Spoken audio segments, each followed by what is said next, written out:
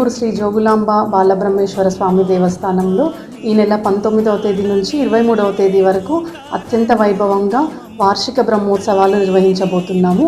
ఇందులో భాగంగా 19వ తారీఖు రోజు నుంచి ఉత్సవాలు స్టార్ట్ అవుతాయి.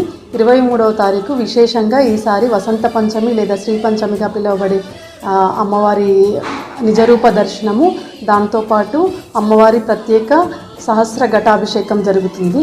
ఇందులో భాగంగా మనకి 1008 కలశాలతో అమ్మవారికి ఆ రోజు ప్రత్యేక అభిషేకం జరుగుతుంది. ఒక కలశానికి వచ్చేసి 200 రూపాయల టికెట్ తీసుకొని భక్తులు ఎవరైనా పాల్గొనే అవకాశాన్ని కల్పించాము.